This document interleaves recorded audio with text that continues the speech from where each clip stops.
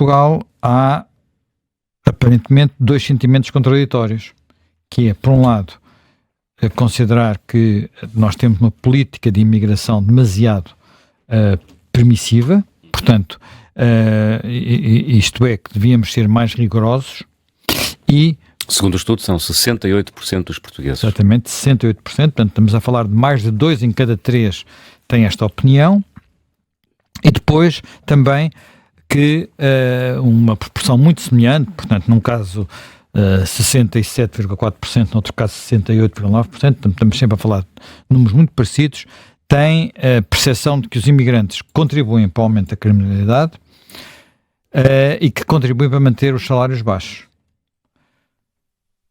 Estas duas, quer dizer, há uma coisa que nós sabemos, e sabemos da literatura internacional, é que haver trabalhadores a entrar por baixo, digamos assim, nas economias, e haver disponibilidade de mão de obra de trabalhadores que vêm de economias onde se paga muito pior, não ajuda os salários a subir e, portanto, há maior disponibilidade para isso. E nós também sabemos, e isso sabemos deste estudo, que os trabalhadores, os imigrantes, não se dividem todos nas mesmas categorias. Por exemplo, os imigrantes que chegam a Portugal. Nós estamos a falar aqui de imigrantes, muitas vezes são estrangeiros residentes, que é como, portanto, nós quando olhamos a um administrador inglês que vem administrar cá uma multinacional, não lhe chamamos propriamente imigrantes, chamamos expatriado. É um bocadinho uma coisa elitista, Expat. Mas em termos de alguém que mudou de país para viver noutro, é um imigrante, pronto. Mas os que vêm da Europa, os que nos chegam da Europa, que não são muitos, aqueles que trabalham, porque há uma parte dos que chegam da Europa que já estão reformados, os que trabalham têm salários medianos acima dos portugueses. Os que chegam de África, do Brasil, o Brasil é um bocadinho diferente, mesmo assim, mas os que não chegam da Europa, mas sobretudo os que chegam de África e da Ásia, têm salários abaixo da média dos portugueses, o que quer dizer que estão a entrar por baixo na economia, digamos assim, a entrar para os salários mais baixos, para as profissões com salários com piores remunerações.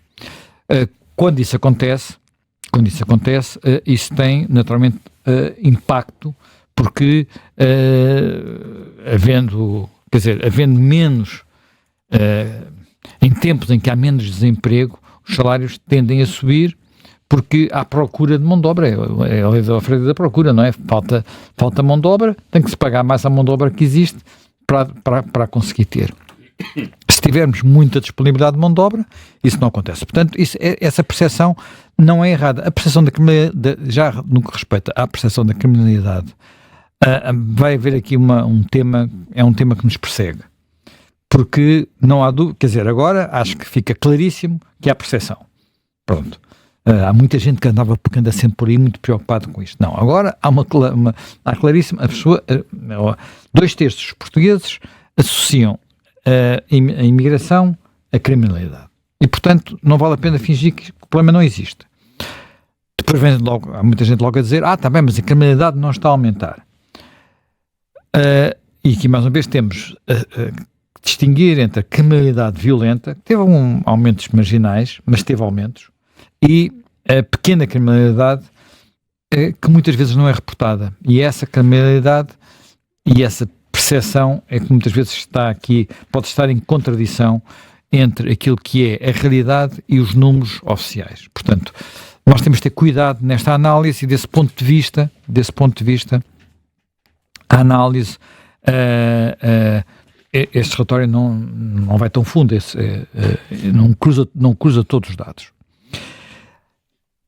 No outro prato da balança, portanto, temos aqui um prato da balança em que claramente há 2/3 dos portugueses que sentem que temos leis muito permissivas e temos problemas associados à imigração. No outro lado da balança temos uma percentagem idêntica de portugueses, também essencialmente 2/3, que, primeiro que tudo, acha que os imigrantes são fundamentais para a economia, são importantes, fazem cá falta, portanto, e por outro lado, estando cá, devem ter direitos. direitos variados, portanto, também poder votar, que é uma coisa que, mesmo na maior parte dos países em que dão mais direitos aos imigrantes, isso não é automático, só aos nacionais, não é? Portanto, ou então em eleições locais, devem poder votar, devem poder naturalizar-se com facilidade, portanto a naturalização não deve ser problema, devem poder trazer a sua família, isso aí é uma regra até quase de humanidade que se compreende muito bem, não é? Portanto, e até corresponde um pouco digamos, à percepção de que os primeiros imigrantes a chegar são sobretudo homens, e de facto, quando olhamos para os números da comunidade de imigrantes, os homens pesam mais do que as mulheres. É uma diferença não muito significativa, mas há aqui uma pequena diferença, há mais homens do que mulheres.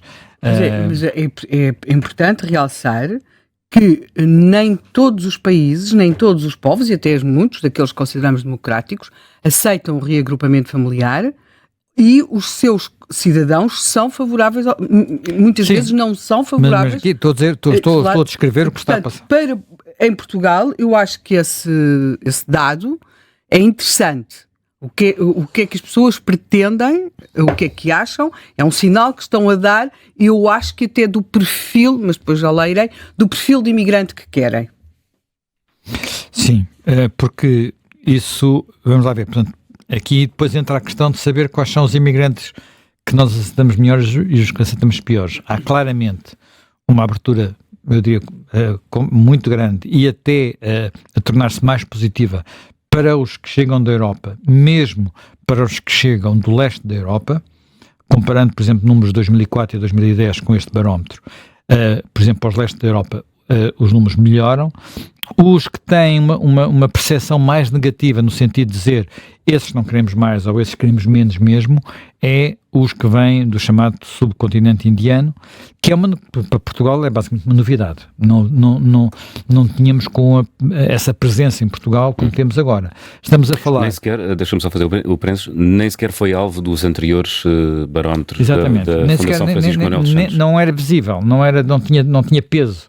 Portanto, agora já tem peso, não é um peso, quer dizer, quando olhamos para os números reais, para se ter assim uma ideia mais exata, a maioria dos imigrantes que nós recebemos em Portugal são brasileiros, mas estamos a falar de quase 40%.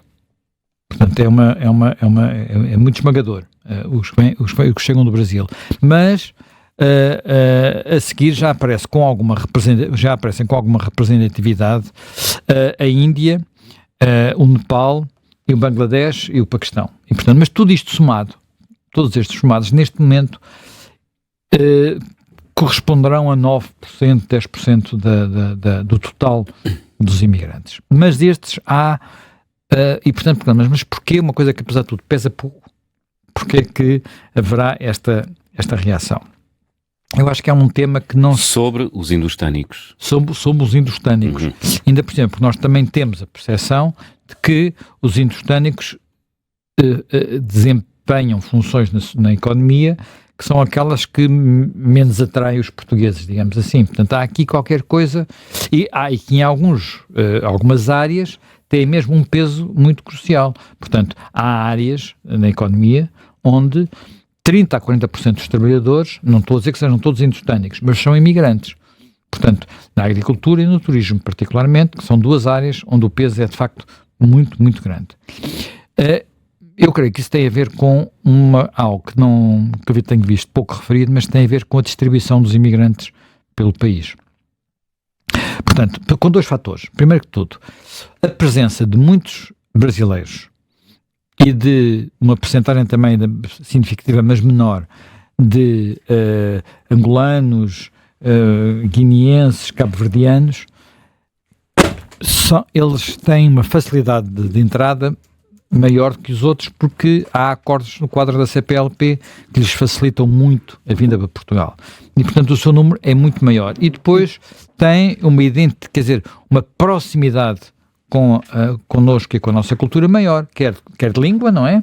Não quer dizer que todos falem, alguns que chegam de África não falam bem português, portanto, porque têm outros hábitos, mas, por regra, têm não só a proximidade com a nossa língua, como, na sua maioria, têm uma cultura eu diria cristã. Há alguns muçulmanos, mas são poucos, são sobretudo guineenses, pouco mais do que isso.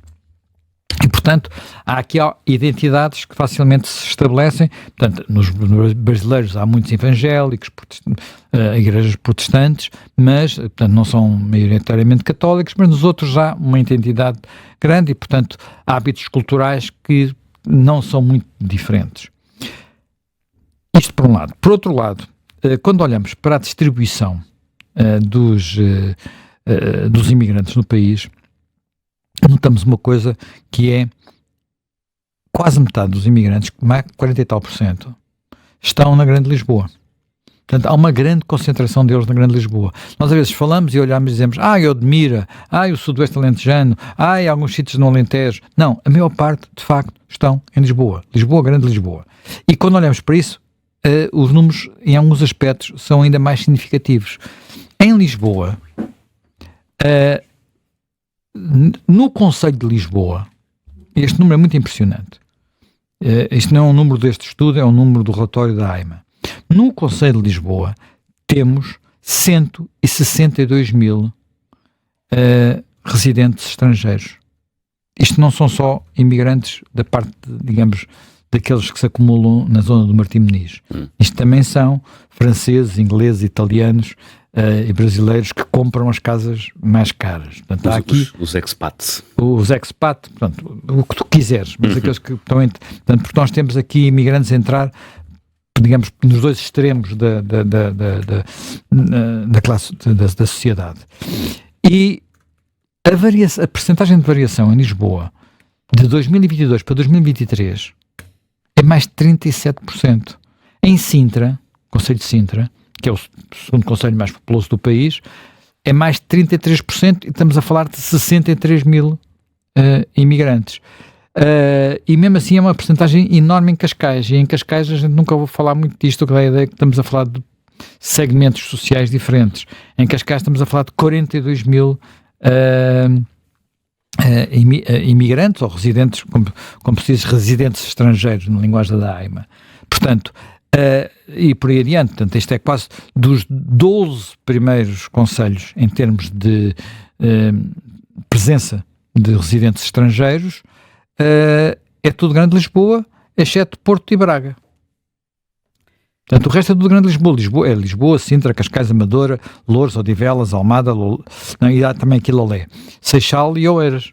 Portanto, é onde estão quase todos. Portanto, há aqui uma concentração, e nessa concentração a visibilidade dos que desempenham as funções, quer dizer, basta andar, que experimente-se andar nas ruas de Lisboa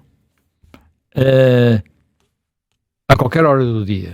Estamos permanentemente, até assusta um bocadinho às vezes quem conduz pelas ruas de Lisboa, sobretudo quem pelas ruas mais estreitas, estamos permanentemente a ser ultrapassados pela esquerda e pela direita por motorizadas, com aquelas mochilas das refeições atrás, e por regra olhamos para quem faz aquelas manobras, e a esmagadora maioria são pessoas que chegaram do Indostão. É frequentíssimo apanharmos um Uber e também ser isso, quer dizer, um destes TVDEs, há mais dos Ubers, não é? Uber no sentido lato da palavra, e serem a mesma coisa. Portanto, eles são muito visíveis. E desse ponto de vista, isso é significativo. Sendo que... Ou andar nos transportes públicos. Mas o andar nos transportes públicos, sobretudo nos comboios... Nos autocarros. E nos Autocarros que fazem a ligação, porque há autocarros que fazem as ligações entre as ferrovia e depois certos destinos, não é? Autocarros e depois também... Sim, os certos destinos, mas se andares no centro das cidades, essa presença é menor. Assim como o metropolitano não tem assim uma presença tão evidente. A paragem de autocarro em frente à estação de comboio de Benfica tem dias, horas, em que olhando poderão existir ucranianos. Mas se estivéssemos a fazer um filme e quiséssemos dizer que estávamos, por exemplo, em África, conseguíamos ali, não mostrando o que está à volta, conseguíamos fazer passar aquilo. Sim. E muitas mulheres. Portanto, esta alteração, repara, nos grupos de imigrantes que nós desejamos mais ou menos, os indostânicos aparecem neste estudo com a maior percentagem de sempre, relativamente a todos os estudos anteriores. Nos outros não apareciam, não é? Portanto, com 2/3 praticamente das pessoas acharem que devem diminuir. Devemos ter menos. Porque os números mentem, Zé. Porque... não cheguei lá ainda, porque há aqui uma coisa que é muito relevante. Mas eu também não sei não consegui perceber quando é que este estudo foi feito em termos de data. Porque este estudo e o da AIMA não falam, quer dizer, não explicam, não nos dizem nada sobre os 400 mil não legalizados. Portanto, quer dizer, nós estamos a falar de 1 milhão de... é a estimativa da presença de imigrantes em Portugal. Presença de imigrantes em Portugal, 1 milhão. Mas serão apenas 1 milhão, ou serão 1 milhão e 200 mil, ou 1 milhão e 300 mil? O que é que aconteceu durante o ano 2024? Nós não temos ideia.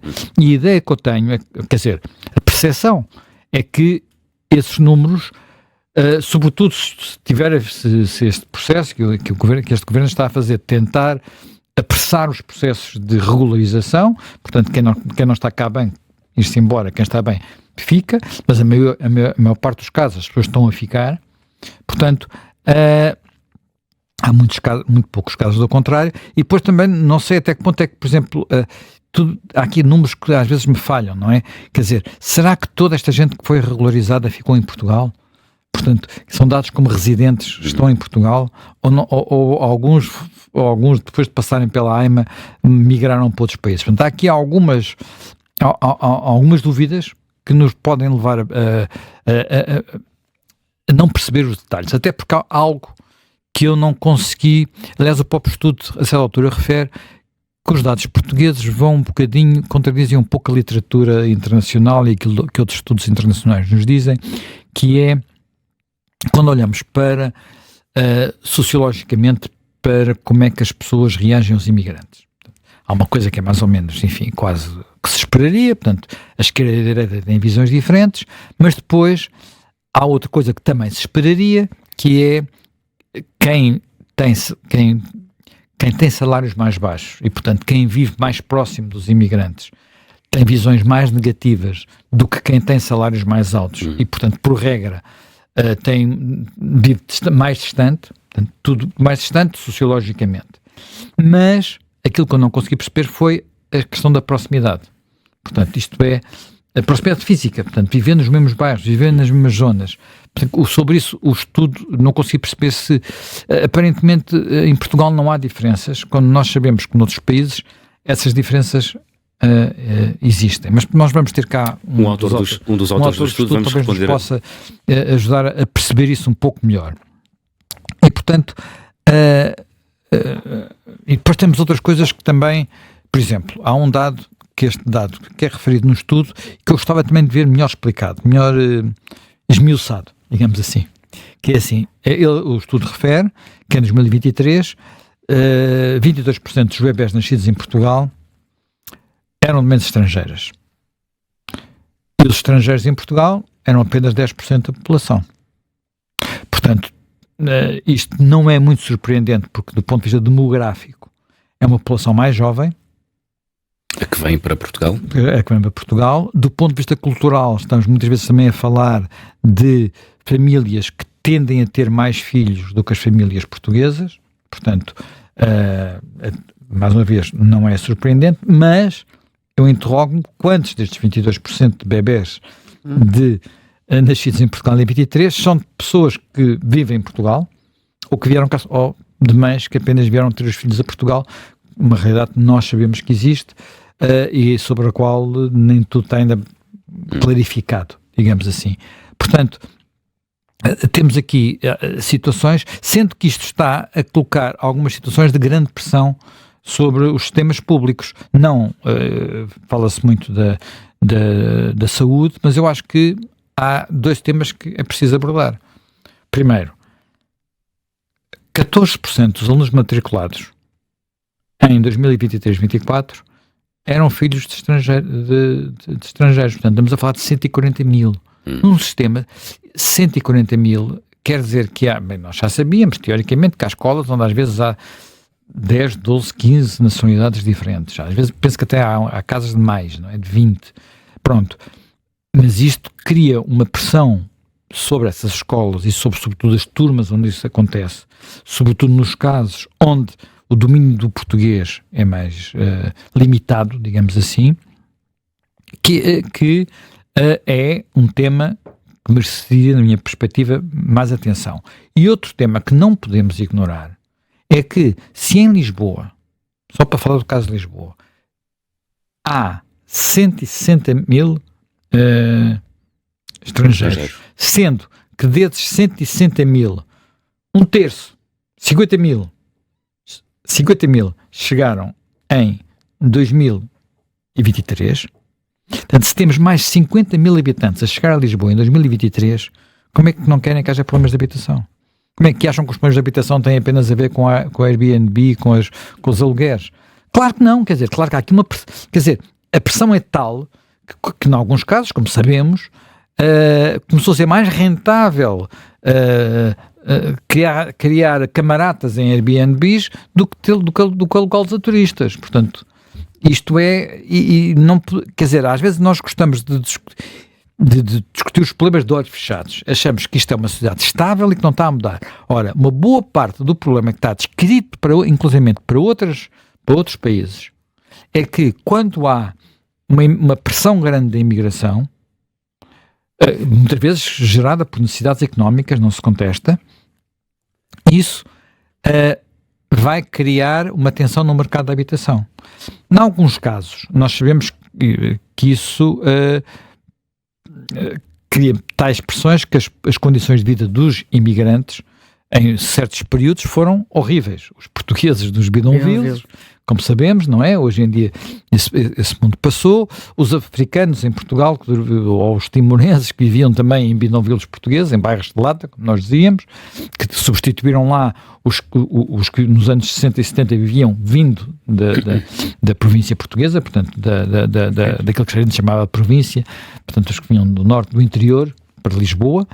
E depois temos situações hoje muito concretas, que são os que vivem em contentores nas zonas perto dos sítios onde trabalham. Portanto, são famosas situações do litoral sudoeste, não é? Onde há, digamos, o cultivo de frutos vermelhos, como se costuma dizer, como se designa, e onde essa pressão é muito grande. Mas aí a pressão não é diretamente sobre o mercado de habitação local, que é bastante propriedade própria e casas de férias. Estamos a falar de uma pressão que, como não há escapatória possível, quem quer empregar aqueles trabalhadores, quer dizer, as câmaras, há casos em que as câmaras, apesar de terem planos para construir habitação, depois a burocracia é tal que não os conseguem concretizar. A Câmara, não sei se é Odmira, se é Algesur, queixa-se muito disso, que tem coisas feitas e que não consegue concretizar. E, portanto, as condições que acabamos por oferecer a alguns destes imigrantes são muito miseráveis. Durante o período da pandemia tivemos uma noção mais clara das condições em que muitos deles viviam e decisões, enfim, na altura muito controversas da forma como isso se resolvia. Portanto, temos aqui, eu acho que este estudo ainda vai dar muito pano para mangas. Temos apenas alguns pontos